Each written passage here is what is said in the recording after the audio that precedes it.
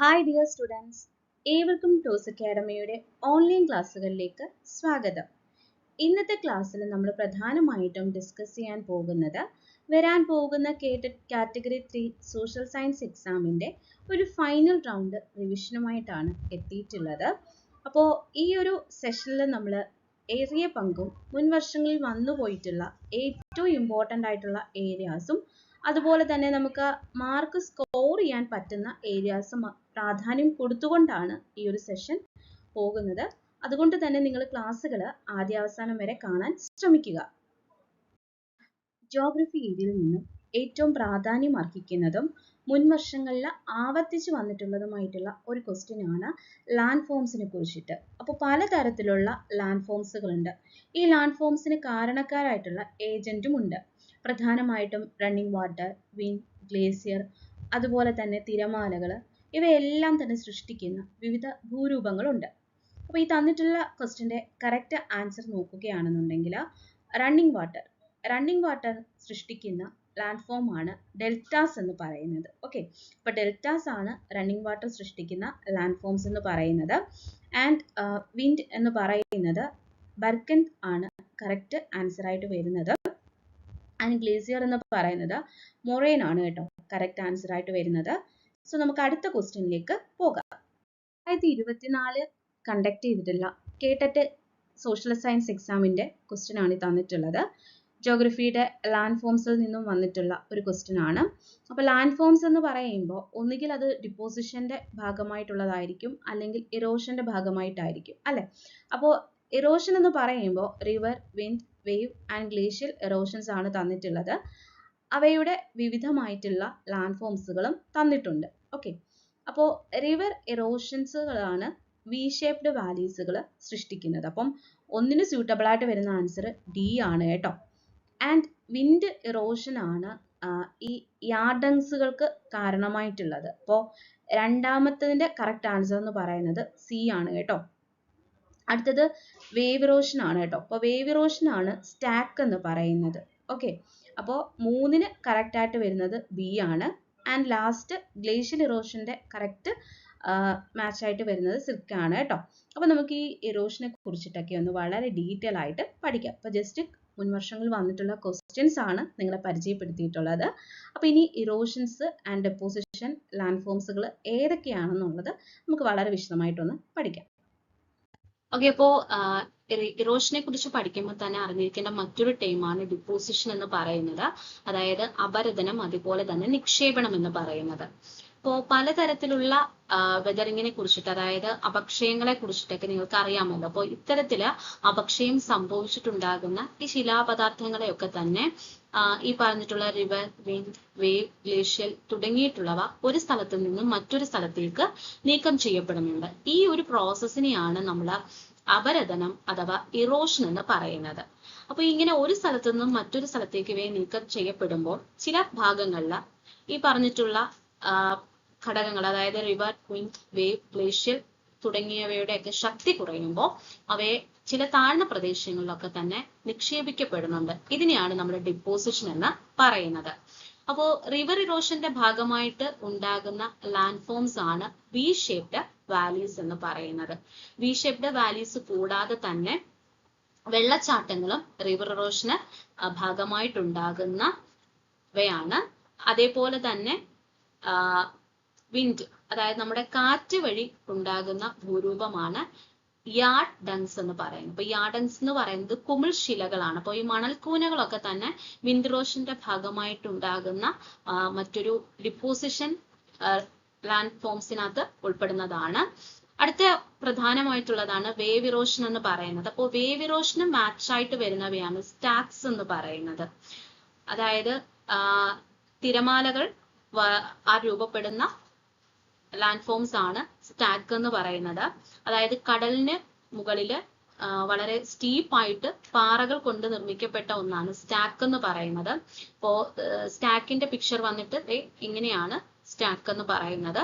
So stack കൂടാതെ ക്ലിഫുകളൊക്കെ തന്നെ രൂപപ്പെടുന്നത് വേവ് ഇറോഷന്റെ ഭാഗമായിട്ടാണ്. ദെൻ അഥവാ കടൽ സ്തംഭങ്ങളൊക്കെ തന്നെ വേവ് ഇറോഷന്റെ ഭാഗമായിട്ടാണ് രൂപപ്പെടുന്നത്. ആൻഡ് ലാസ്റ്റ് വന്നിട്ട് ഗ്ലേഷ്യൽ ഇറോഷൻ ആണ്. ഗ്ലേഷ്യൽ ഇറോഷന്റെ ഭാഗമായിട്ട് രൂപപ്പെടുന്ന ഒന്നാണ് സർക്കുകൾ എന്ന് പറയുന്നത്. അപ്പൊ ഈ സർക്കുകൾ എന്ന് പറയുന്നത് ആ ഒരു പിക്ചർ കണ്ടാൽ നിങ്ങൾക്ക് മനസ്സിലാകും, ഒരു ബൗൾ ഷേപ്പ്, അതായത് ഒരു വലിയ പാത്രത്തിന്റെ ആകൃതിയിലുള്ള പർവ്വതവും അതിന് ഉള്ളിൽ ഒരു ചെറിയ റൗണ്ട് ഷേപ്പിലുള്ള തടാകവുമാണ് നമ്മൾ ഈ പറഞ്ഞിട്ടുള്ള സർക്ക് എന്ന് പറയുന്നത്. സർക്ക് കൂടാതെ തന്നെ ഈ പറയുന്ന തരത്തില് ഗ്ലേഷ്യൽ എറോഷൻ അല്ലെങ്കിൽ ഹിമാനികളാൽ രൂപപ്പെടുന്ന ഭൂരൂപങ്ങളാണ് യു ഷേപ്ഡ് വാലീസ് എന്ന് പറയുന്നത്. ഓക്കെ, അപ്പൊ ഇതെല്ലാം തന്നെ എറോഷന്റെ ഭാഗമായിട്ട് രൂപപ്പെടുന്ന ലാൻഡ് ഫോംസ് ആണ്. ഇത് കൂടാതെ ഡിപ്പോസിഷന്റെ ഭാഗമായിട്ട് ഉണ്ടാകുന്ന ലാൻഡ് ഫോംസും നിങ്ങൾ നോക്കി വെക്കുക. ഈ ഒരു എൻ്റെ ചാർട്ടിനകത്തൂടെയാണ് നമ്മൾ ഇന്ന് എറോഷൻ ആൻഡ് ഡിപ്പോസിഷൻ ലാൻഡ് ഫോംസുകൾ ഏതൊക്കെയാണെന്ന് പഠിക്കാൻ പോകുന്നത്. വേവ്സ് അല്ലെങ്കിൽ കറൻസ്, അതായത് നമുക്കറിയാം സമുദ്രജല പ്രവാഹങ്ങൾ അല്ലെങ്കിൽ തിരമാലകളാൽ സൃഷ്ടിക്കപ്പെടുന്ന എറോഷണൽ ലാൻഡ് ഫോംസുകളാണ് ക്ലിഫ്, അതേപോലെ തന്നെ ടെറസസ്, കേവ്സ്, സ്റ്റാക്സ്. ഇതെല്ലാം തന്നെ ഇറോഷണൽ ആയിട്ടുള്ള ലാൻഡ് ഫോംസുകളാണ്. ഇനി ഡിപ്പോസിഷണൽ ലാൻഡ് ഫോംസുകളാണ് dams, bars, barriers and splits എന്ന് പറയുന്നത് ഡിപ്പോസിഷണൽ ലാൻഡ് ഫോംസുകളാണ്. ഇനി അടുത്തതെന്ന് പറയുന്നത് വിൻഡ് ആണ്. ഓക്കെ, അപ്പോൾ വിൻഡിന്റെ എറോഷണൽ ആൻഡ് ഡിപ്പോസിഷണൽ ലാൻഡ് ഫോംസുകൾ ഏതൊക്കെയാണ് നമുക്ക് നോക്കാം. ഇറോഷണൽ ആയിട്ട് വരുന്നതാണ് പെഡിമെന്റ്സ്, അതുപോലെ തന്നെ playas and caves, deflation hollows, mushroom rock അല്ലെങ്കിൽ മഷ്റൂം ടേബിൾ. അപ്പം നമ്മൾ കൂൺ ശിലകളൊക്കെ ഉണ്ടല്ലോ, അപ്പോൾ കൂൺ ശിലകൾ എന്നൊക്കെ പറയുന്നത് കാറ്റ് വഴി ഉണ്ടാകുന്ന ഇറോഷണൽ ലാൻഡ് ഫോംസുകളാണ് ഈ മഷ്റൂം ടേബിൾ അല്ലെങ്കിൽ മഷ്റൂം റോക്ക് എന്ന് പറയുന്നത്. അതുപോലെ തന്നെ പെഡസ്റ്റർ റോക്ക്, ഇതെല്ലാം തന്നെ ഇറോഷണൽ ആയിട്ടുള്ള ലാൻഡ് ഫോംസുകളാണ്. ഇനി ഡിപ്പോസിഷണൽ ആയിട്ട് വരുന്നവയാണ് സാൻഡ് ഡ്യൂൺസ്, അതായത് പ്രധാനമായിട്ടുള്ളവയാണ് പ്രബോളിക് ഡ്യൂൺസ്, അതേപോലെ തന്നെ ബർക്കൻസ്. നമ്മൾ ഓൾറെഡി ഡിസ്കസ് ചെയ്തതാണ് ബർക്കൻസ്. ഇപ്പോൾ ബർക്കൻസ് എന്ന് പറയുന്നത് ഈ മരുഭൂമിയിലൊക്കെ ചന്ദ്രക്കലയുടെ ഷേപ്പിൽ കാണപ്പെടുന്ന ഈ ഡിപ്പോസിഷൻ ലാൻഡ് ഫോംസുകളാണ് ബർക്കൻസ് എന്ന് പറയുന്നത്. And seif, longitudinal dunes and transverse dunes, ഇതെല്ലാം തന്നെ വിൻഡിന്റെ ഡിപ്പോസിഷണൽ ആയിട്ടുള്ള ലാൻഡ് ഫോംസുകളാണ്. പ്രധാനമായിട്ടും ഡ്യൂണുകളാണ് ക്രിയേറ്റ് ചെയ്യപ്പെടുന്നത്. അടുത്തത് റണ്ണിങ് വാട്ടർ ആണ്. അപ്പം ഒഴുകുന്ന ജലം ഒന്നുകിൽ ഡിപ്പോസിഷൻ ലാൻഡ് ഫോംസ് ക്രിയേറ്റ് ചെയ്യും, അല്ലെങ്കിൽ അത് ഇറോഷണൽ ലാൻഡ് ഫോംസുകൾ ക്രിയേറ്റ് ചെയ്യും. അപ്പോൾ ഇറോഷണൽ ആയിട്ട് വരുന്ന ലാൻഡ് ഫോംസുകളാണ് വാലീസ്. ഇപ്പം നമ്മൾ പറഞ്ഞല്ലോ വി ഷേപ്ഡ് വാലീസ് എന്ന് പറയുന്നത് റണ്ണിങ് വാട്ടറിന്റെ ഒരു ഇറോഷണൽ ലാൻഡ് ഫോംസുകളാണ്. അതേപോലെ തന്നെ ബ്രെയ്ഡഡ്, അതേപോലെ തന്നെ റിവർ ടെറസ്, ഇതെല്ലാം തന്നെ റണ്ണിങ് വാട്ടറിന്റെ ഇറോഷണൽ ലാൻഡ് ഫോംസുകളാണ്. ഇനി ഡിപ്പോസിഷണൽ ആയിട്ട് വരുന്നവയാണ് അലൂവിയൽ ഫാൻ, അതേപോലെ തന്നെ ഡെൽറ്റകൾ, എക്കൽ വിഷറുകൾ, ഡെൽറ്റകൾ ആൻഡ് ഫ്ലഡ് പെയിൻസുകൾ, ദെൻ മിയാൻഡേഴ്സ് തുടങ്ങിയിട്ടുള്ളവ. ഇനി ഗ്ലേസിയേഴ്സ്, അവ രൂപീകരിക്കുന്ന പ്രധാനമായിട്ടുള്ള ഇറോഷണൽ ലാൻഡ് ഫോംസുകളാണ് അരിക്യൂ, അതേപോലെ തന്നെ ഹോംസ്, ഗ്ലേഷ്യൽ വാലീസുകൾ ഒക്കെ തന്നെ. ഇനി അവയുടെ ഡിപ്പോസിഷണൽ ആയിട്ട് വരുന്നവയാണ് മൊറൈൻസ്, എസ്കേര, അതേപോലെ തന്നെ ഔട്ട്വാഷ് പ്ലെയിൻസ്, ട്യൂമൽസ് തുടങ്ങിയിട്ടുള്ളവ. ഇനി ഗ്രൗണ്ട് വാട്ടറിന്റെ ഇറോഷണൽ ആയിട്ട് വരുന്നവയാണ് pools and sinkhole, lapies and limestone, caves. And depositional ആയിട്ട് വരുന്നവയാണ് പില്ലേഴ്സ്, അതുപോലെ തന്നെ സ്റ്റാലാഗ്മൈറ്റ് തുടങ്ങിയിട്ടുള്ളവയെല്ലാം തന്നെ ഈ ഗ്രൗണ്ട് വാട്ടർ ക്രിയേറ്റ് ചെയ്യുന്ന ഡിപ്പോസിഷണൽ ആയിട്ടുള്ള ലാൻഡ് ഫോംസുകളാണ്. ജോഗ്രഫിയിൽ മുടങ്ങാതെ ക്വസ്റ്റ്യൻ വരുന്ന ഒരു ഏരിയ ആണ് വിൻഡ് എന്ന് പറയുന്നത്. നമ്മളങ്ങനെ ഒഴിവാക്കാൻ പാടില്ലാത്ത ഒരു പോർഷൻ കൂടിയാണ്. അപ്പോൾ പലതരത്തിലുള്ള വിൻഡ്സ് ഉണ്ട്. Permanent winds, periodic winds, local winds, variable winds. അപ്പോൾ നമുക്ക് ആദ്യമേ തന്നെ പെർമനന്റ് വിൻഡ്സ് എന്താണെന്ന് നോക്കാം. അപ്പോൾ ഈ പെർമനന്റ് വിൻഡ്സ് എന്ന് പറയുന്നത്, ഈ ഒരു കാറ്റിന്റെ പ്രത്യേകത എന്ന് പറയുന്നത് വർഷം മുഴുവനും ഒരു പ്രത്യേക ഡയറക്ഷനിൽ സ്ഥിരമായി വീശുന്ന കാറ്റുകളാണ് പെർമനന്റ് വിൻഡ്സ് എന്ന് പറയുന്നത്. പെർമനന്റ് വിൻഡ്സിനെ മറ്റു പേരിലും അറിയപ്പെടാറുണ്ട്. പ്രിവൈലിംഗ് വിൻഡ്സ് അല്ലെങ്കിൽ പ്ലാനറ്ററി വിൻഡ്സ് എന്ന പേരിലും അറിയപ്പെടാറുണ്ട്. ഈ വിൻഡിന്റെ മറ്റൊരു പ്രത്യേകത എന്ന് പറയുന്നത് these wind blow between the global pressure belt. ഉദാഹരണം പറയുകയാണെങ്കിൽ ട്രേഡ് വിൻഡ്സ്, അതുപോലെ തന്നെ വെസ്റ്റേഴ്സ് വിൻഡ്സ്, പോളാർ വിൻഡ്സ്, ഇതെല്ലാം തന്നെ പെർമനന്റ് വിൻഡ്സിന്റെ എക്സാമ്പിൾസുകളാണ്. ഇനി അടുത്തതാണ് പീരിയോഡിക് വിൻഡ്സ് എന്ന് പറയുന്നത്. പീരിയോഡിക് വിൻഡ്സ് എന്ന് പറയുന്നത് റിപ്പീറ്റ് ആയിട്ട് റെഗുലർ ഇന്റർവെല്ലിൽ വീശുന്ന കാറ്റുകളാണ് പീരിയോഡിക് വിൻഡ്സ് എന്ന് പറയുന്നത്. സോ ഇവ സീസണൽ ആൻഡ് ഡയറൂണൽ ആയിട്ടുള്ള നേച്ചറാണ് പീരിയോഡിക് വിൻഡ്സിന്റെ എന്ന് പറയുന്നത്. ഏറ്റവും ബെസ്റ്റ് എക്സാമ്പിൾ ആണ് മൺസൂൺ വിൻഡ്സ് എന്ന് പറയുന്നത്. അപ്പോൾ മൺസൂൺ വിൻഡ്സ് എന്ന് പറയുന്നത് ഒരു പീരിയോഡിക് വിൻസ് ആണ്, അല്ലെങ്കിൽ സീസണൽ വിൻസ് എന്ന് വേണമെങ്കിൽ കുറച്ചുകൂടി ക്ലിയർ ആയിട്ട് പറയാം. ഓക്കെ, അപ്പോൾ പീരിയോഡിക് വിൻസ് എന്ന് പറയുന്നത് ഒന്നുകിൽ സീസണൽ ആയിരിക്കാം അല്ലെങ്കിൽ ഡയurnal ആയിരിക്കാം. അപ്പോൾ മൺസൂൺ വിൻസ് എന്ന് പറയുന്നത് സീസണൽ വിൻസിന്റെ എക്സാമ്പിൾ ആണ്. ഇനി ലോക്കൽ വിൻസ് അല്ലെങ്കിൽ പ്രാദേശിക വാദങ്ങൾ എന്നാണ് അറിയപ്പെടുന്നത്. ഓക്കെ, അപ്പോൾ ഈ ലോക്കൽ വിൻസ് എന്ന് പറയുന്നത് നമ്മുടെ ഓരോ പ്രദേശത്തിന്റെയും ടെമ്പറേച്ചർ, പ്രഷറിന്റെ അടിസ്ഥാനത്തിലൊക്കെ തന്നെ വീശുന്ന കാറ്റുകളാണ് ഈ ലോക്കൽ വിൻസ് എന്ന് പറയുന്നത്.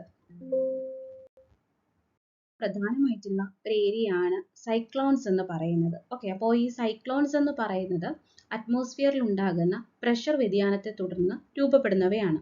അപ്പോൾ cyclones caused by formation of low atmospheric pressure at the center surrounded by high pressure region, and strong whirlwinds blow towards such low pressure centers from the surrounding high pressure areas.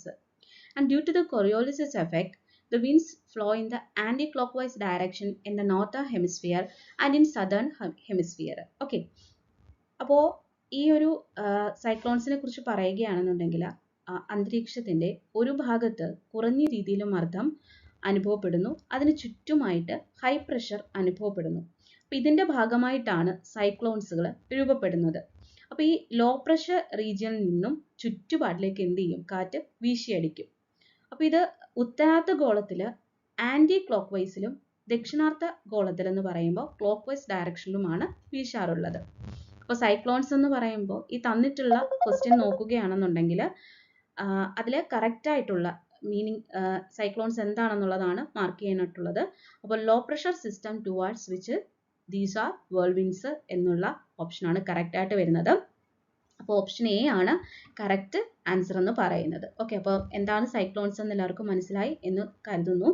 അടുത്തതാണ് anti cyclones എന്ന് പറയുന്നത്. Okay, അപ്പോൾ anticyclones are the phenomenon where strong whirlwinds blow from the high pressure centers to the surrounding low pressure areas, and due to the Coriolis effect in the pattern of anti-cyclones in the clockwise in the northern hemisphere and anti-clockwise in the southern hemisphere.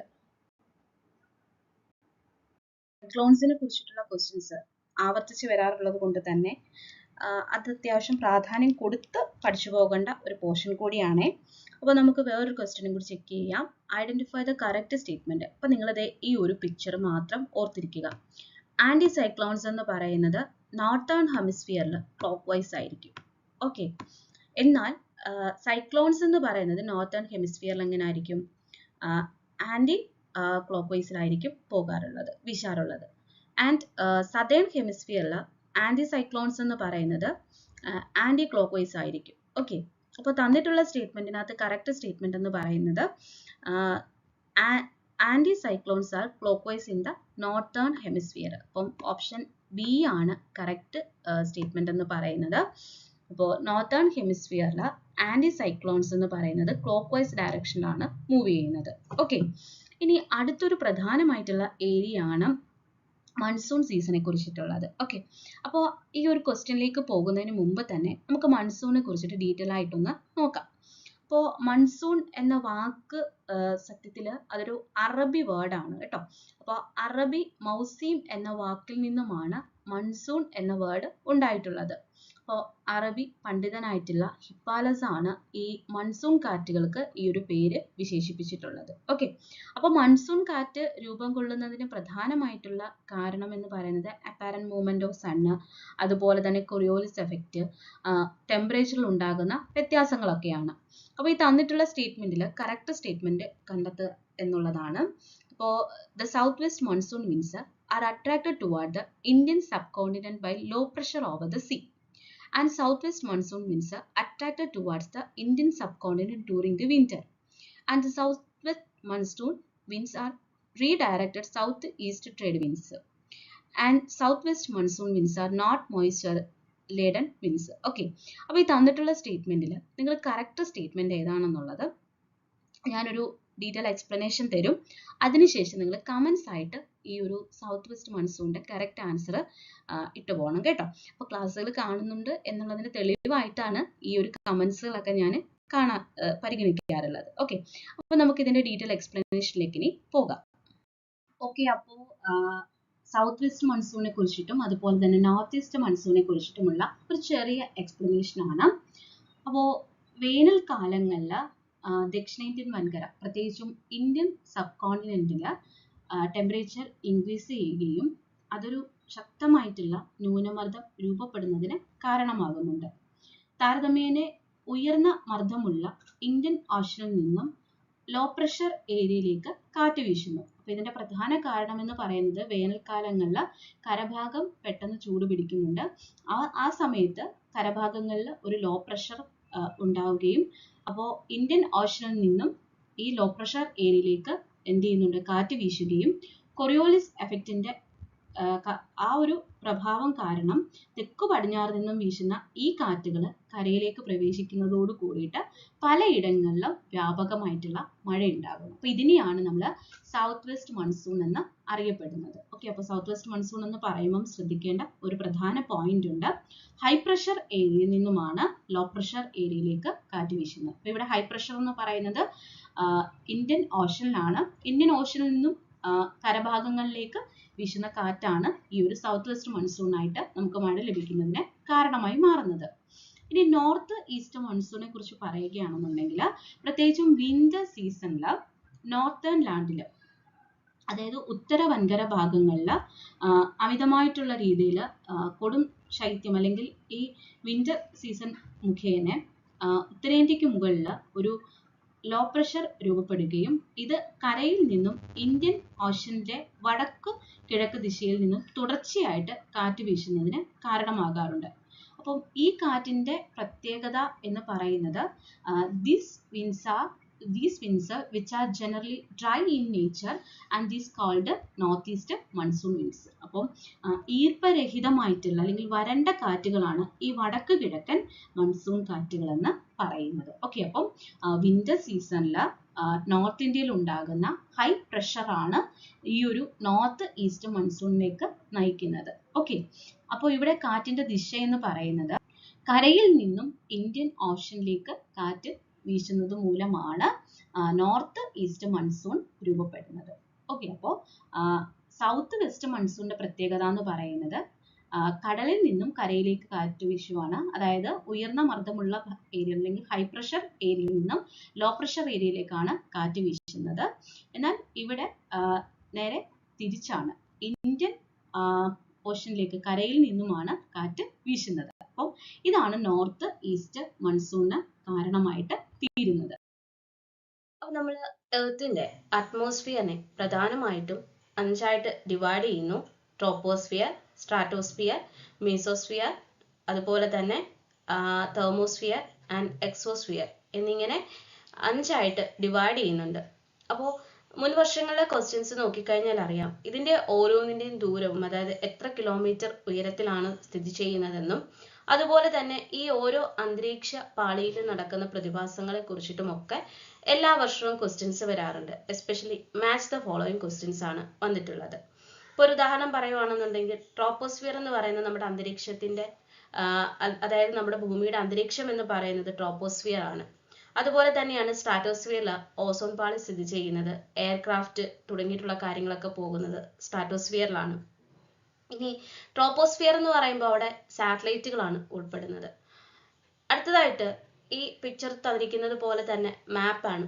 മുടങ്ങാതെ ചോദിക്കുന്ന ഒരു question ആണ് മാപ്പിന്റെ direction, അതുപോലെ തന്നെ scale, measurement രീതികൾ, അതോടൊപ്പം തന്നെ topographical മാപ്പ് അതിന്റെ ഫീച്ചേഴ്സ്, പിന്നെ മാപ്പിലെ ഓരോ ഇൻഡിക്കേഷൻസുകൾ, അതായത് കൺവെൻഷണൽ സൈൻസ് ആൻഡ് സിമ്പിൾസ് മുടങ്ങാതെ വരുന്ന ഒരു പോർഷനാണ്. ഇന്ത്യൻ ജോഗ്രഫിയിൽ റിപ്പീറ്റ് ആയിട്ട് വരുന്ന ഒരു കാര്യമാണ് ഇന്ത്യയുടെ ലൊക്കേഷനെ കുറിച്ചിട്ട്.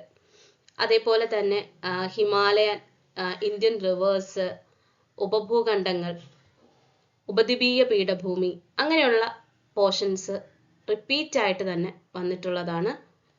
അപ്പോൾ ഇക്കണോമിക്സിൽ RBI ആണെങ്കിൽ കേട്ടറ്റ് കാറ്റഗറി 3യുടെ ജോഗ്രഫി, സോഷ്യൽ സയൻസിന്റെ ജോഗ്രഫി പോർഷനിൽ എല്ലാ തവണയും നമുക്ക് മസ്റ്റ് ആയിട്ട് വരുമെന്ന് ഉറപ്പുള്ള ഒന്നാണ് അന്തരീക്ഷ പാളികൾ അഥവാ അറ്റ്മോസ്ഫിയർ ലെയേഴ്സ് എന്ന് പറയുന്നത്. Troposphere, stratosphere, mesosphere, thermosphere and exosphere എന്നിങ്ങനെ 5 അന്തരീക്ഷ പാളികളാണ് ഉള്ളത്. അപ്പം ഓരോ അന്തരീക്ഷ പാളിയിലും ഓരോ പ്രവർത്തനങ്ങളാണ് നടക്കുന്നത്. അതുപോലെ അവയുടെ ഉയരം എത്ര എന്നുള്ളത്, അതായത് സമുദ്രനിരപ്പിൽ നിന്നും എത്ര ഉയരത്തിലാണ് അവ സ്ഥിതി ചെയ്യുന്നത് എന്ന് കൂടി നിങ്ങൾ പഠിക്കുമ്പോൾ ഓർത്തിരിക്കേണ്ടതായിട്ടുണ്ട്. അപ്പൊ ട്രോപ്പോസ്ഫിയർ എന്ന് പറഞ്ഞു കഴിഞ്ഞാൽ നമുക്കറിയാം, ട്രോപ്പോസ്ഫിയർ എന്ന് പറഞ്ഞു കഴിഞ്ഞാൽ നമുക്ക് നോർമൽ ആയിട്ട് കാണാൻ പറ്റുന്ന ഒന്നാണ് ട്രോപ്പോസ്ഫിയർ എന്ന് പറയുന്നത്. നോർമൽ ലാബ് സ്റ്റേറ്റ് ആണ് ട്രോപ്പോസ്ഫിയറിൻ്റെത് എന്ന് പറയുന്നത്. ഇനി അടുത്തതായിട്ട് സ്ട്രാറ്റോസ്ഫിയറിലേക്ക് പോവുകയാണ്. ഇപ്പൊ സ്ട്രാറ്റോസ്ഫിയറിന്റെ പ്രത്യേകത എന്ന് പറയുന്നത് ഓസോൺ ലെയർ സ്ഥിതി ചെയ്യുന്നത് എവിടെയാ? സ്ട്രാറ്റോസ്ഫിയറിലാണ് ഓസോൺ ലെയർ സ്ഥിതി ചെയ്യുന്നത്. അതുപോലെ മീസോസ്ഫിയറിന്റെ പ്രത്യേകത എന്ന് പറയുന്നത് എന്താണ്? മീസോസ്ഫിയറിന്റെ പ്രത്യേകത എന്ന് പറയുന്നത് കോൾഡസ്റ്റ് ലെയർ ആണ്. ഇപ്പൊ മീസോസ്ഫിയർ എന്ന് പറയുന്നത് തണുപ്പ് കൂടുതലുള്ള ഒരു ലെയർ ആണെന്ന് പറയുന്നത് മീസോസ്ഫിയർ എന്ന് പറയുന്നത്. ഇനി അടുത്തത് തെർമോസ്ഫിയറിലോട്ട് പോവുകയാണെങ്കിൽ, തെർമോസ്ഫിയർ എന്ന് പറഞ്ഞാൽ അന്തരീക്ഷതാപം ഏറ്റവും കൂടുതലായിട്ടുള്ള ഏരിയ ആണ് തെർമോസ്ഫിയർ എന്ന് പറയുന്നത്. അപ്പൊ ഈ തെർമോസ്ഫിയറിനെയാണ് അയണോസ്ഫിയർ എന്ന് കൂടി അറിയപ്പെടുന്നത്. അപ്പോൾ അയണോസ്ഫിയർ എവിടെയാണ്? തെർമോസ്ഫിയർ ആണ്. അങ്ങനെയാണെങ്കിൽ ഓപ്ഷൻ ബി ആണ് റൈറ്റ് ആൻസർ എന്ന് പറയുന്നത്. അപ്പൊ troposphere normal lab state, stratosphere എന്ന് പറയുന്നത് എന്താണ്? ഓസോൺ പാളി സ്ഥിതി ചെയ്യുന്നത് സ്ട്രാറ്റോസ്ഫിയറിലാണ്. മീസോസ്ഫിയർ എന്ന് പറയുന്നത് കോൾഡസ്റ്റ് ലെയർ ആണ്. ആൻഡ് തെർമോസ്ഫിയർ എന്ന് പറഞ്ഞു കഴിഞ്ഞാൽ അയണോസ്ഫിയർ എന്നുകൂടി ഒരു പേരുണ്ട്. ഇനി എക്സോസ്ഫിയറിലോട്ട് പോവുകയാണെങ്കിൽ സാറ്റലൈറ്റും അതുപോലെ സ്പേസ് ഷിപ്പും ഒക്കെ എക്സോസ്ഫിയറിലാണ് ഉള്ളത്. വേൾഡ് ഹിസ്റ്ററിയിൽ ഏറ്റവും പ്രാധാന്യം അർഹിക്കുന്ന ഒരു ടോപ്പിക്കാണ് സിവിലൈസേഷൻസ് എന്ന് പറയുന്നത്. ഓൾറെഡി ഹാരപ്പൻ സിവിലൈസേഷനുമായി ബന്ധപ്പെട്ടിട്ടുള്ള പ്രധാന ഏരിയാസ് ഒക്കെ തന്നെ മുൻ ക്ലാസ്സുകളിൽ ഡിസ്കസ് ചെയ്തിട്ടുണ്ട്. അതായത് ടോസ് academy KTET category 3 social science എക്സാമിനോട് അനുബന്ധിച്ച് റിലീസ് ചെയ്തിട്ടുള്ള വീഡിയോസിൽ പറയുന്നുണ്ട്. അപ്പോൾ നിങ്ങൾ ആ ക്ലാസ്സുകൾ കൂടി ഒന്ന് കാണണമേ. അപ്പോൾ ക്വസ്റ്റ്യൻ എന്ന് പറയുന്നത് identify the civilization that flourished in Mexico. Correct answer എന്ന് പറയുന്നത് ആസ്ടെക് ആണ് കേട്ടോ. അപ്പോൾ ആസ്ടെക് സിവിലൈസേഷനെ കുറിച്ച് കൂടുതൽ പറയുകയാണെന്നുണ്ടെങ്കിൽ അമേരിക്കയിൽ രൂപപ്പെട്ടു വന്നിട്ടുള്ള രണ്ട് വ്യത്യസ്തമായിട്ടുള്ള കൾച്ചേഴ്സ്. ഒന്നാണ് small subsistence economics in the Caribbean region and Brazil like Arawaks, and well developed cultures like Aztec in Mexico. അതുപോലെ തന്നെ സെൻട്രൽ അമേരിക്കയിലെ മായാസ്, ഇങ്കാസ് അതായത് പെറു, സൗത്ത് അമേരിക്കയിലെ വെസ്റ്റ് കോസ്റ്റ് ഉള്ള പെറു, അവിടെ നിന്നും രൂപപ്പെട്ടു വന്നിട്ടുള്ള സിവിലൈസേഷൻ ആണ് ഇങ്കാസ് എന്ന് പറയുന്നത്. ഓക്കെ, അപ്പോൾ ആസ്ടെക്കുകൾ എന്ന് പറയുന്നത് മെക്സിക്കോ അടിസ്ഥാനമാക്കി രൂപപ്പെട്ടു വന്നിട്ടുള്ള ഒരു സിവിലൈസേഷൻ ആണ്. അപ്പം ആസ്ടെക് സിവിലൈസേഷന്റെ സ്പെഷ്യാലിറ്റി എന്ന് പറയുന്നത് അവര് നോർത്തിൽ നിന്നും സെൻട്രൽ അമേരിക്കയിലേക്ക് 12th സെഞ്ചുറിയിൽ മൈഗ്രേറ്റ് ചെയ്ത് വന്നിട്ടുള്ളവരാണ്.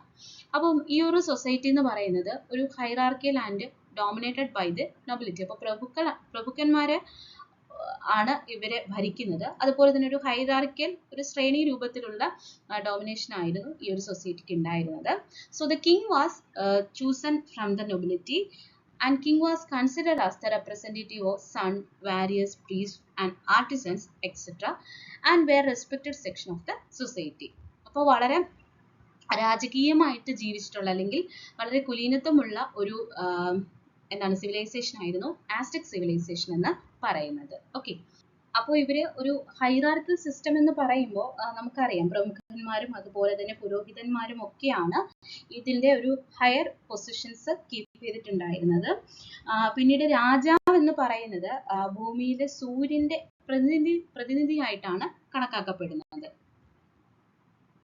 ഇന്ത്യൻ ഹിസ്റ്ററിയിൽ ഏറ്റവും ഇമ്പോർട്ടൻ്റ് ആയിട്ടുള്ള ഒരു ഏരിയ ആണ് ഓരോ പ്രധാനമായിട്ടുള്ള ഡൈനസ്റ്റി, ആ ഡൈനസ്റ്റിയിൽ ഉൾപ്പെട്ടിട്ടുള്ള റൂളേഴ്സ്. അപ്പോൾ മുൻ ക്ലാസ്സുകളിലൊക്കെ തന്നെ, അതായത് കഴിഞ്ഞ വർഷങ്ങളിലൊക്കെ തന്നെ എക്സാം സ്പെഷ്യൽ ആയിട്ട് നമ്മൾ റിലീസ് ചെയ്തിട്ടുള്ള എല്ലാ വീഡിയോസിലും മഹാജനപദാസും അതുപോലെ തന്നെ അതിലെ പ്രധാന ഭരണാധികാരികളെ കുറിച്ചിട്ടും പ്രതിപാദിക്കുന്നുണ്ട്.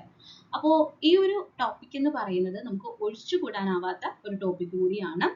So who among the following was the Kushana rulers? അപ്പൊ കറക്റ്റ് ആൻസർ എന്ന് പറയുന്നത് കനിഷ്കനാണ് കേട്ടോ. അപ്പൊ കനിഷ്കനാണ് കറക്റ്റ് ആൻസർ എന്ന് പറയുന്നത്. അപ്പോൾ കനിഷ്കനാണ് കുഷാന റൂളേഴ്സ് എന്ന് പറയുന്നത്.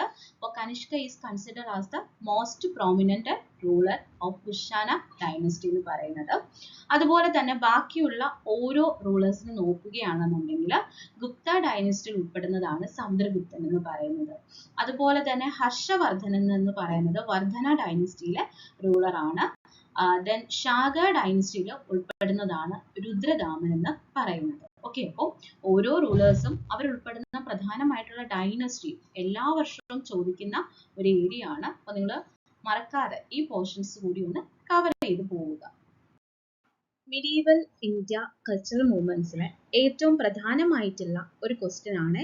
അപ്പോൾ അപ്പോൾ ഈ ഏരിയയിൽ നിന്നും ഒക്കെ തന്നെ എപ്പോഴും ക്വസ്റ്റ്യൻസ് വരാറുണ്ട്. അപ്പോൾ നിങ്ങൾ സ്കിപ്പ് ചെയ്ത് പഠിച്ചോണം കേട്ടോ.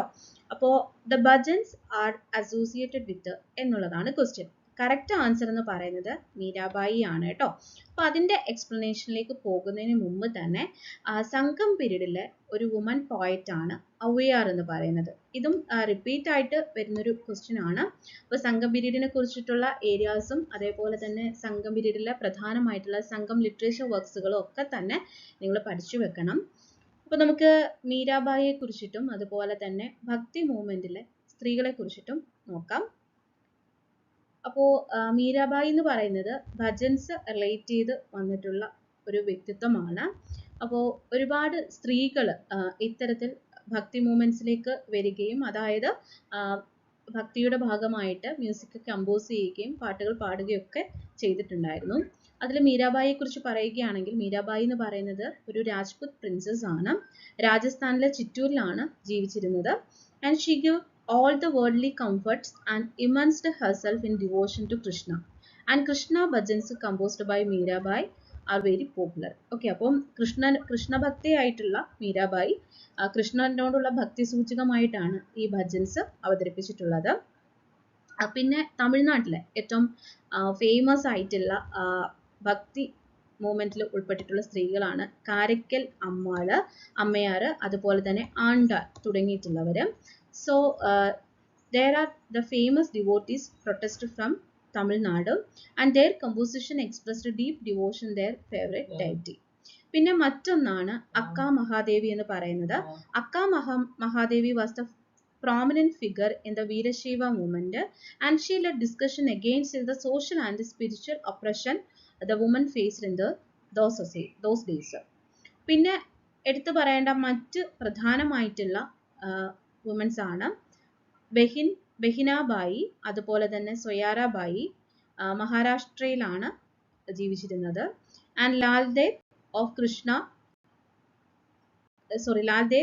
Of Kashmir also contributed to growth of bhakti movement. Previous exams ഒക്കെ ചെക്ക് ചെയ്താൽ റിപ്പീറ്റ് ആയിട്ട് വരുന്നൊരു പോർഷൻ ആണ് റിവോൾട്ട് 1857. അതിൽ എടുത്തു പറയേണ്ട ഒരു ക്വസ്റ്റ്യൻ ആണ് which of the following was the main cause of revolt 1857? അതായത് 1857 ഒന്നാം സ്വാതന്ത്ര്യ സമരത്തിലേക്ക് നയിച്ച പ്രധാന കാരണങ്ങൾ ഒരുപാടാണ്. ഒന്നിലേറെ കാരണങ്ങളാണ് ഈ ഒരു റിവോൾട്ട് 1857ലേക്ക് നയിച്ചത്. അതിലെ ഏറ്റവും ഇമ്മീഡിയറ്റ് ആയിട്ടുള്ള കാരണം, അതായത് പെട്ടെന്നുണ്ടായ ഒരു കാരണം എന്ന് പറയുന്നത് ശിപ്പായി ലഹളയെ തുടർന്നിട്ടാണ് ഒന്നാം സ്വാതന്ത്ര്യ സമരം പൊട്ടിപ്പുറപ്പെട്ടത്. പക്ഷേ ഇതിൽ നമുക്ക് ഓപ്ഷനകത്ത് ഉൾപ്പെട്ടിട്ടുള്ളതിൽ വെസ്റ്റേൺ എഡ്യൂക്കേഷൻ ഇൻട്രൊഡ്യൂസ് ചെയ്തതുണ്ട്, doctrine of lapse, social reforms, annexation of Awadh തുടങ്ങിയിട്ടുള്ളവയാണ്. സ്യൂട്ടബിൾ ആയിട്ടുള്ള ഒരു ആൻസർ എന്ന് പറയുന്നത് ഡോക്ട്രിൻ ഓഫ് ലാപ്സ് ആണ്. ഡോക്ട്രിൻ ഓഫ് ലാപ്സ് എന്ന് പറയുന്നത് ദത്താവകാശ നിരോധന നിയമമാണ്. So the doctrine of lapse was the major cause of revolt 1857 and the doctrine of lapse was a policy of annexation that the British East India Company used to take over the princely status. അതായത് നമ്മുടെ നാട്ടുരാജ്യങ്ങളെ ഏറ്റെടുക്കുന്നതിന് വേണ്ടി ബ്രിട്ടീഷുകാർ നടപ്പിലാക്കിയ ഒരു നിയമമാണ് ദത്താവകാശ നിരോധന നിയമം. അതായത് പുരുഷന്മാർ അനന്തരാവകാശികളില്ലാത്ത നാട്ടുരാജ്യങ്ങൾ അവിടുത്തെ രാജാക്കന്മാരുടെ മരണാനന്തരം ബ്രിട്ടീഷ് ഈസ്റ്റ് ഇന്ത്യ കമ്പനിയുടെ പക്കലേക്ക് വന്നു ചേരും എന്നുള്ളതായിരുന്നു ഡോക്ട്രിൻ ഓഫ് ലാപ്സയിലൂടെ ബ്രിട്ടീഷുകാർ നടപ്പിലാക്കാൻ ശ്രമിച്ചത്. സോ അടുത്തൊരു ക്വസ്റ്റ്യൻ ആണ്, who lead the revolt 1857 in Kanpur? അപ്പൊ കാൺപൂരിൽ ആരാണ് 1857 റിവോൾട്ടിനെ നയിച്ചത്, അതായത് ഒന്നാം സ്വാതന്ത്ര്യ സമരത്തെ നയിച്ചത് എന്നായിരുന്നു ക്വസ്റ്റ്യൻ. സോ ഇപ്പൊ ഇതിൽ കറക്റ്റ് ആൻസർ എന്ന് പറയുന്നത് നാനാ സാഹിബ് ആണ് കാൺപൂരിലെ ഒന്നാം സ്വാതന്ത്ര്യ സമരത്തെ നയിച്ച വ്യക്തി എന്ന് പറയുന്നത്. അതുപോലെ തന്നെ ഡൽഹിയില് ബഹദൂർ ഷായും അതേപോലെ തന്നെ ബാക്കു സിംഗുമായിരുന്നു റിവോൾട്ട് 1857ന്റെ ലീഡേഴ്സ് എന്ന് പറയുന്നത്. And ലക്നൌല് Begum Hazrat Mahal and ബ്രിജിസ് ഖൊയ്ദാർ ആയിരുന്നു. ദെൻ ഝാൻസിയില് ലക്ഷ്മിബായി, അറ ദാറ്റ് മീൻസ് ബീഹാറില് ഖുറാൻ സിംഗ് ആയിരുന്നു, കൗർ സിംഗ് ആയിരുന്നു. ആൻഡ് അലഹബാദില് ലിയാഖത്ത് അലിയും, ബറേലിയില് ഖാൻ ബഹദൂറും, ഒറീസയില് സുരേന്ദ്ര സാഹി ആൻഡ് ഉജ്വൽ സ്വാഹിയുമായിരുന്നു ലീഡേഴ്സ് ഓഫ് റിവോൾട്ട് 1857 എന്ന് പറയുന്നത്. അടുത്തത് നമ്മുടെ ഇന്ത്യൻ ഹിസ്റ്ററിയിൽ വളരെ ഇമ്പോർട്ടൻ്റ് ആയിട്ടുള്ള ഒരു ടോപ്പിക്കാണ് ഇൻഡസ് വാലി സിവിലൈസേഷൻ അല്ലെങ്കിൽ ഹാർപ്പൻ സിവിലൈസേഷൻ എന്ന് പറയുന്നത്. അപ്പോൾ ഇതിൽ എടുത്തു പറയേണ്ട കുറച്ച് പോർഷനിലൊന്നാണ് ഗ്രേറ്റ് ബാത്ത് എന്ന് പറയുന്നത്, മഹാസ്നാനഘട്ടം. അപ്പോൾ മഹാസ്നാനഘട്ടം എവിടെ നിന്നാണ് ഡിസ്കവർ ചെയ്തിട്ടുള്ളത്? മോഹൻജിദാരയിലാണ് മഹാസ്നാനഘട്ടം അല്ലെങ്കിൽ ഗ്രേറ്റ് ബാത്ത് സ്ഥിതി ചെയ്യുന്നത്. അടുത്തത് റിനൈസൻസുമായി ബന്ധപ്പെട്ടിട്ടുള്ള ഒരു ക്വസ്റ്റ്യൻ ആണ്. Identify organisation founded by Vaikunda Swamikal. അപ്പോൾ വൈകുണ്ഠ സ്വാമികളുടെ ഓർഗനൈസേഷൻ ഏതാണെന്നുള്ളതാണ്. സമത്വ സമാജമാണ് അദ്ദേഹം സ്ഥാപിച്ചിട്ടുള്ള ഓർഗനൈസേഷൻ എന്ന് പറഞ്ഞത്. അപ്പം വൈകുണ്ഠ സ്വാമികളുടെ മറ്റൊരു പേരാണ് മുടിച്ചിടും പെരുമാൾ എന്ന പേരിൽ അദ്ദേഹം അറിയപ്പെടുന്നുണ്ട്. അപ്പോൾ അദ്ദേഹത്തിന്റെ ജനന സ്ഥലം എന്ന് പറയുന്നത് നാഗർകോവിലാണ്. അപ്പം അദ്ദേഹത്തിന്റെ പ്രധാനമായിട്ടും തെക്കേ ഇന്ത്യയിൽ ആദ്യമായി കണ്ണാടി പ്രതിഷ്ഠ നടത്തിയത് വൈകുണ്ഠ സ്വാമികളാണ്. അതുപോലെ തന്നെ തിരുവിതാംകൂറിലെ ഭരണത്തെ നീചന്റെ ഭരണമെന്ന്, അതുപോലെ തന്നെ ബ്രിട്ടീഷ് ഭരണത്തെ വെണ്ണീച ഭരണമെന്നും അദ്ദേഹം വിശേഷിപ്പിച്ചു. അയ്യാവഴി എന്ന ചിന്താ പദ്ധതി വികസിപ്പിച്ചെടുത്തതും അദ്ദേഹമാണ്. അപ്പൊ അദ്ദേഹത്തിന്റെ സ്ഥാപനം അല്ലെങ്കിൽ അദ്ദേഹം സ്ഥാപിതമാക്കിയതാണ് സമത്വ സമാജം എന്ന് പറയുന്നത്. ഇനി നമ്മുടെ സംഘം ഏജും, അതായത് കേരള ഹിസ്റ്ററിയിലെ സംഘം ഏജുമായി ബന്ധപ്പെട്ട് വരുന്ന ഒരു പോർഷനാണ്.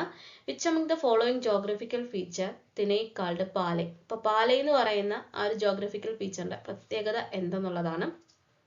അപ്പൊ നമുക്ക് ഐന്ദണകൾ ഏതൊക്കെയാണെന്ന് നോക്കാം. കുറിഞ്ഞി, ഹില്ലി ഓർ മൗണ്ടെയിൻ ഏരിയാസ് ആണ് കുറിഞ്ചി എന്ന് പറയുന്നത്.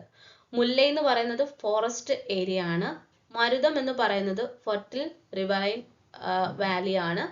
നെയ്തൽ കോസ്റ്റൽ റീജിയൻ ആണ്. പാലൈ എന്ന് പറയുന്ന പ്രദേശം ഡെസേർട്ട് ആണ്. അപ്പോൾ ഡെസേർട്ട് ആയിട്ടുള്ള പോർഷൻ ആണ്. അപ്പൊ ഡ്രൈ ലാൻഡ് ആണ് കറക്റ്റ് ആൻസർ എന്ന് പറയുന്നത്. മിഡീവൽ കേരള ഹിസ്റ്ററി എന്ന് പറയുന്നത് ഏറ്റവും ഇമ്പോർട്ടൻ്റ് ആയിട്ടുള്ള ഒരു ഏരിയ ആണ്. അപ്പോൾ അതിൽ ക്വസ്റ്റ്യൻ എന്ന് പറയുന്നത് പെരുമാൾസ് ക്യാപിറ്റൽ എന്ന് പറയുന്നത് എവിടെയാണെന്നുള്ളതാണ്. കറക്റ്റ് ആൻസർ എന്ന് പറയുന്നത് മഹോദയപുരമാണ് കേട്ടോ. അപ്പോൾ മഹോദയപുരത്തെ കുറിച്ചിട്ടൊക്കെ തന്നെ ക്വസ്റ്റ്യൻസ് മുൻവർഷങ്ങളിൽ വന്നിട്ടുണ്ട്. അപ്പോൾ മഹോദയപുരം എന്ന് പറയുന്നത് ഇപ്പോൾ പ്രസന്റ് ഡേയിലെ കൊടുങ്ങല്ലൂരാണ്. അപ്പോൾ തൃശ്ശൂരിലെ കൊടുങ്ങല്ലൂരാണ് മഹോദയപുരം എന്ന് പറയുന്നത്. ഈ ഒരു മിഡീവൽ പീരീഡിൽ കൊടുങ്ങല്ലൂരിനെ അറിയപ്പെട്ടിരുന്നത് മഹോദയപുരം എന്നാണ്. അപ്പോൾ പെരുമാക്കന്മാരുടെ തലസ്ഥാനമായിരുന്നു മഹോദയപുരം എന്ന് പറയുന്നത്.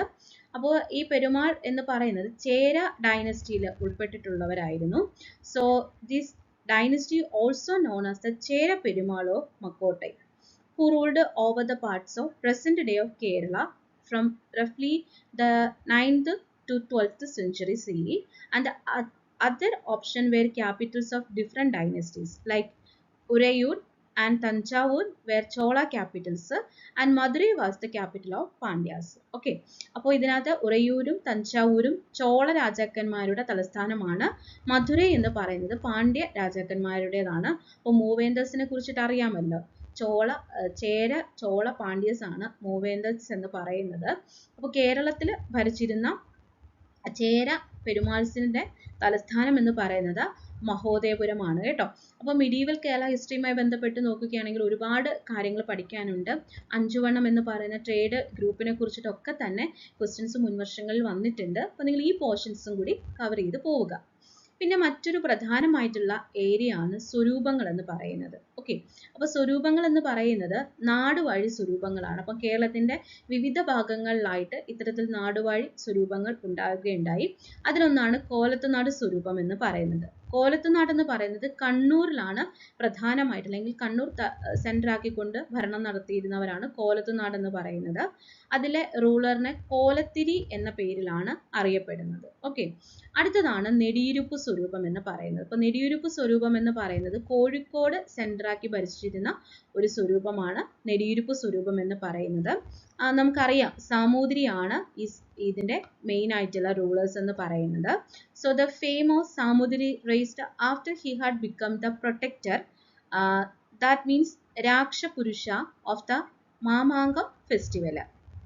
അടുത്ത ഒന്നാണ് പെരുമ്പടപ്പ് സ്വരൂപം എന്ന് പറയുന്നത്. ഓക്കെ, പെരുമ്പടപ്പ് സ്വരൂപം എന്ന് പറയുന്നത് കൊടുങ്ങല്ലൂർ റീജിയനിലാണ് പെരുമ്പടപ്പ് സ്വരൂപം ഭരിച്ചിരുന്നത്.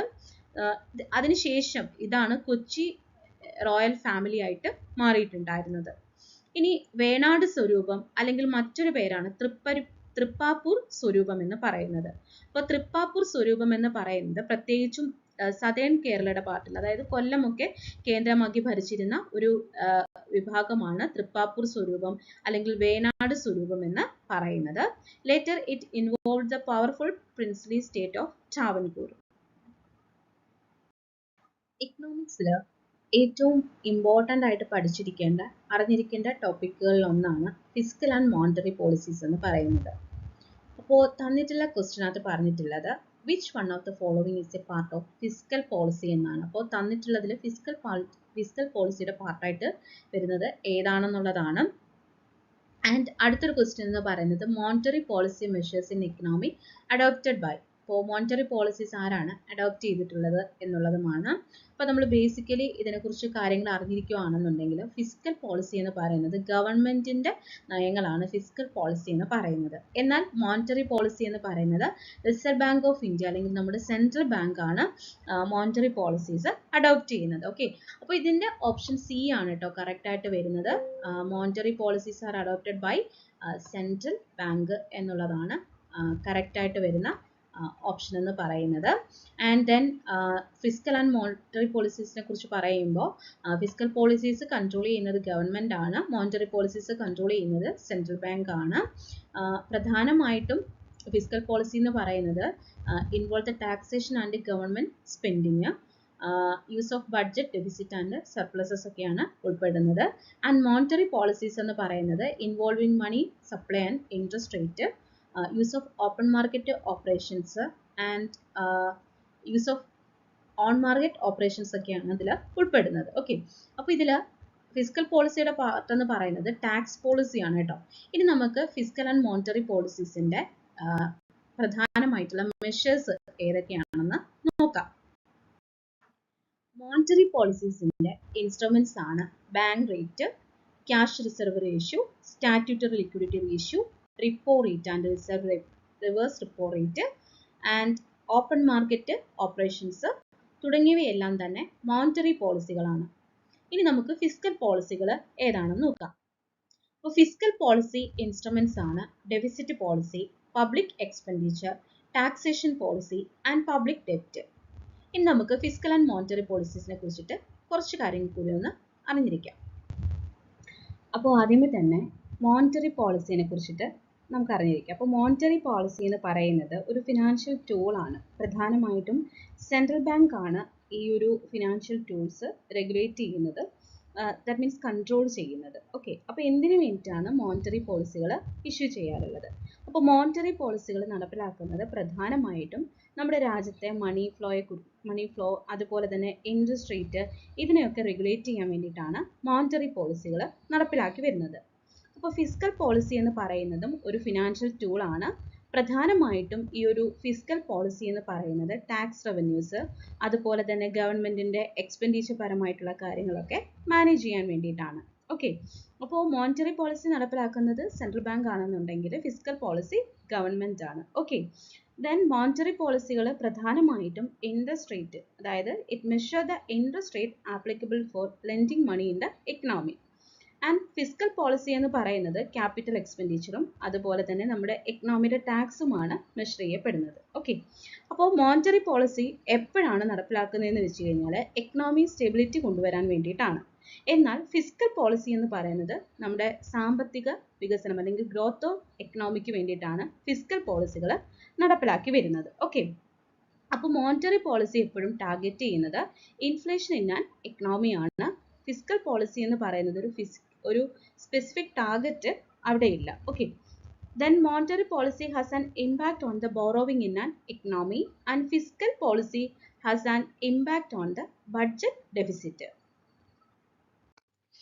എക്കണോമിക്സിൽ എപ്പോഴും വരുന്നുണ്ട്, പക്ഷെ ആരും ശ്രദ്ധിക്കാതെ പോകുന്ന ഒരു ക്വസ്റ്റ്യൻ ആണ് ഹ്യൂമൻ ഡെവലപ്മെന്റ് ഇൻഡെക്സ് എന്ന് പറയുന്നത്. ഓക്കെ, അപ്പോൾ നമുക്ക് ഹ്യൂമൻ ഡെവലപ്മെന്റ് ഇൻഡെക്സുമായി ബന്ധപ്പെട്ടിട്ടുള്ള ഒരു ക്വസ്റ്റ്യൻ ആണ് ഇനി നോക്കാൻ പോകുന്നത്. അപ്പോൾ എന്താണ് ഹ്യൂമൻ ഡെവലപ്മെന്റ് ഇൻഡെക്സ് എന്ന് പറയുന്നത്? ഹ്യൂമൻ ഡെവലപ്മെന്റ് ഇൻഡെക്സിനെ HDI അഥവാ മാനവ വികസന സൂചിക എന്നാണ് നമ്മൾ പറയുന്നത്. അപ്പോൾ നമ്മുടെ ഒരു രാജ്യത്തിന്റെ സമ്പദ് വ്യവസ്ഥയുമായി ബന്ധപ്പെട്ട ഒരു മനുഷ്യന്റെ ഓവറോൾ ഡെവലപ്മെന്റിനെ സൂചിപ്പിക്കുന്ന ആ ഒരു അളവുകോലാണ് നമ്മുടെ ഹ്യൂമൻ ഡെവലപ്മെന്റ് ഇൻഡെക്സ് അല്ലെങ്കിൽ മാനവ വികസന സൂചിക എന്ന് പറയുന്നത്. അപ്പൊ ഇവിടെ ഇതൊരു സ്റ്റേറ്റ്മെന്റ് ടൈപ്പ് ക്വസ്റ്റ്യൻ ആണ്. ഈ തന്നിട്ടുള്ള സ്റ്റേറ്റ്മെന്റിൽ ഏതൊക്കെയാണ് കറക്റ്റ് ആയിട്ടുള്ള സ്റ്റേറ്റ്മെന്റ് എന്നുള്ളതാണ്. അപ്പോ ആദ്യത്തെ സ്റ്റേറ്റ്മെന്റ് എന്ന് പറയുന്നത് human development index is released by United Nation Development Programme, that means UNDP annually since 1990. In terms of human development index, India ranked 134 in 2022. And human development index is developed by Morris David. Then last option എന്ന് പറയുന്നത് human development index is summary composite measure of a country average achievement in 3 basic aspects of human development: health, knowledge and standard of living. അപ്പൊ ഇതില് correct ആയിട്ട് വന്നിട്ടുള്ള answer എന്ന് പറയുന്നത് option D ആണ് കേട്ടോ. അതായത് ഓപ്ഷൻ 1ഉം 2ഉം അതേപോലെ തന്നെ 4ഉമാണ് കറക്റ്റ് ആയിട്ടുള്ള സ്റ്റേറ്റ്മെന്റ് എന്ന് പറയുന്നത്. ഓപ്ഷൻ 3 എന്ന് പറയുന്നത് ഒരു റോങ് സ്റ്റേറ്റ്മെന്റ് ആണ്. ഇനി നമുക്ക് ഹ്യൂമൻ ഡെവലപ്മെന്റ് ഇൻഡെക്സിനെ കുറിച്ചിട്ട് കൂടുതൽ കാര്യങ്ങൾ ഇടുന്നത്. അപ്പൊ എന്താണ് എക്കണോമിക് ഗ്രോത്ത് എന്ന് പറയുന്നത്? എക്കണോമിക് ഗ്രോത്ത് എന്ന് പറയുന്നത് നമ്മുടെ രാജ്യത്തിന്റെ നാഷണൽ ഇൻകം അല്ലെങ്കിൽ ഗ്രോസ് ഡൊമസ്റ്റിക് പ്രൊഡക്റ്റിൽ ഉണ്ടാകുന്ന സസ്റ്റൈൻഡ് ഇൻക്രീസിനെയാണ് നമ്മൾ എക്കണോമിക് ഗ്രോത്ത് ആയിട്ട് കൺസിഡർ ചെയ്യുന്നത്. So it's A quantitative measure that focus on expansion of economic output. ഇനി എന്താണ് എക്കണോമിക് ഡെവലപ്മെന്റ് എന്ന് നമുക്ക് നോക്കാം. എക്കണോമിക് ഡെവലപ്മെന്റ് എന്ന് പറയുന്നത് ഒരു ബ്രോഡർ കോൺസെപ്റ്റ് ആണ്.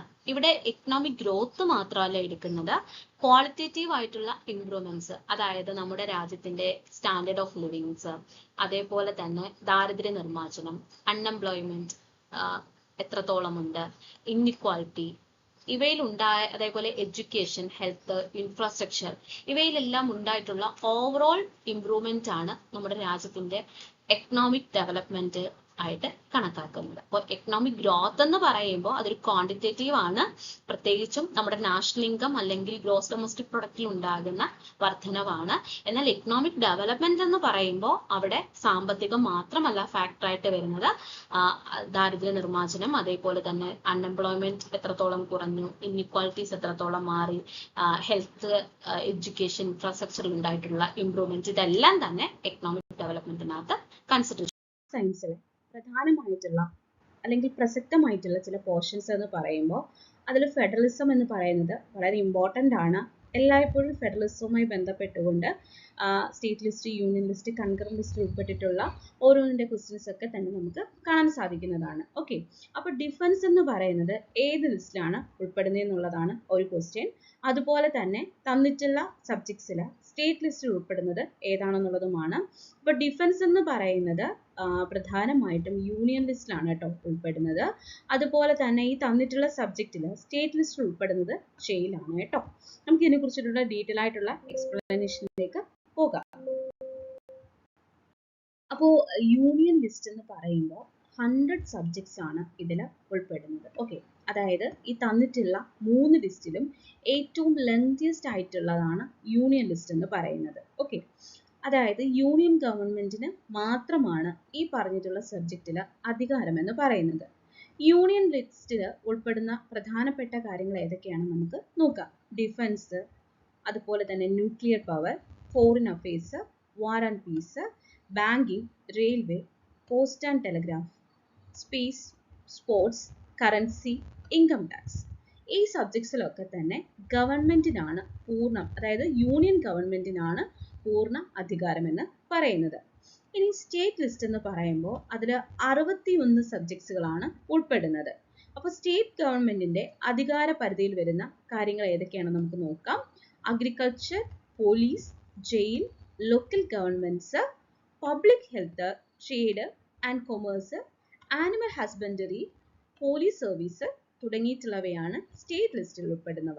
അപ്പം 61 സബ്ജക്ട്സിലെ ഏറ്റവും പ്രധാനപ്പെട്ടവയാണ് നമ്മളിപ്പോൾ പറഞ്ഞു പോയത്.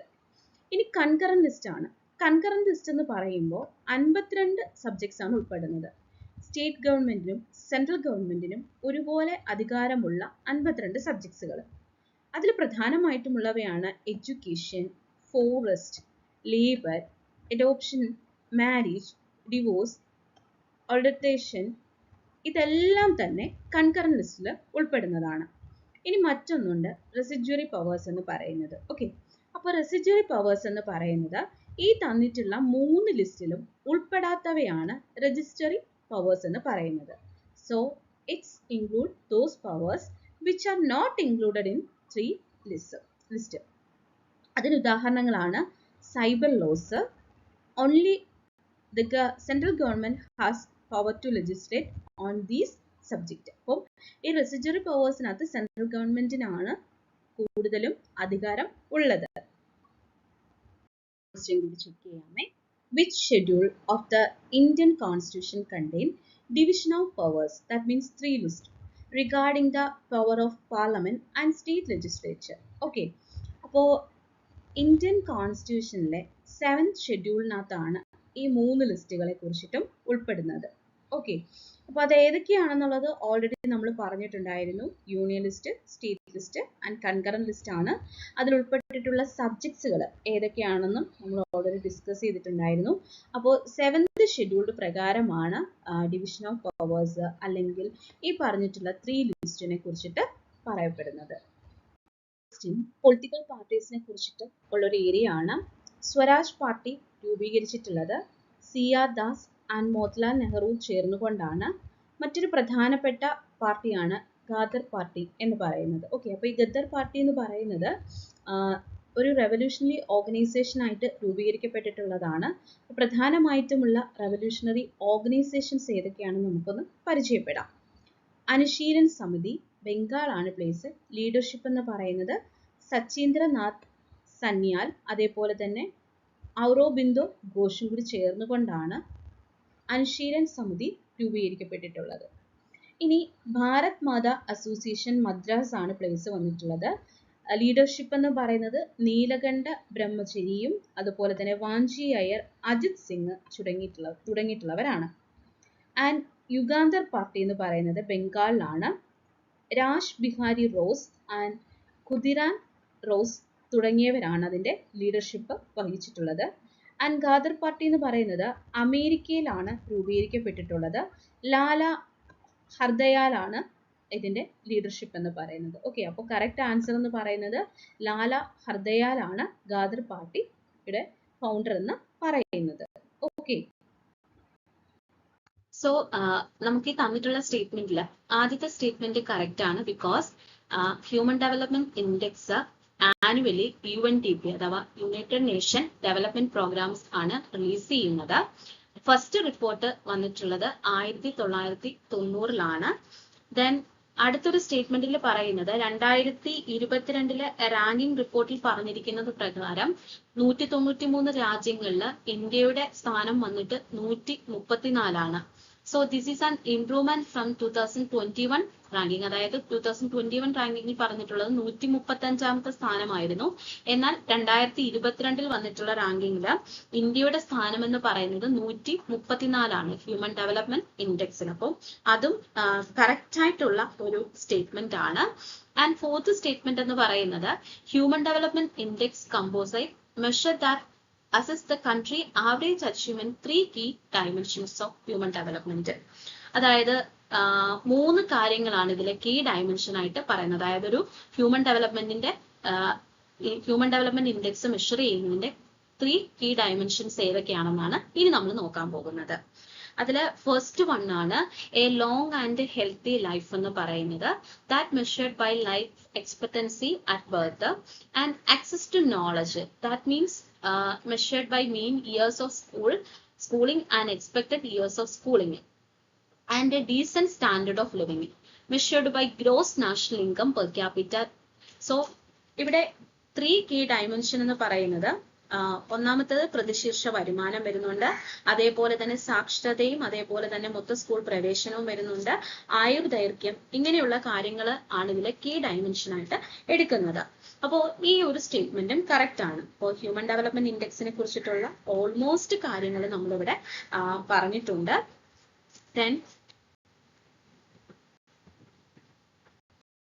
എല്ലാ പ്രിയപ്പെട്ട വിദ്യാർത്ഥികൾക്കും ടോസ് അക്കാഡമിയുടെ വിജയ ആശംസകൾ നേരുന്നു. അതോടൊപ്പം തന്നെ ഇത്രയും നേരം നിങ്ങൾ ക്ലാസ്സുകൾ കണ്ടതും ഈ പോയിന്റ്സുകളൊക്കെ തന്നെ നിങ്ങളുടെ പഠനത്തിലും പ്രയോജനപ്പെടുത്തുമെന്ന് വിശ്വസിക്കുന്നു. അപ്പോൾ എല്ലാവർക്കും ഓൾ ദി വെരി ബെസ്റ്റ്.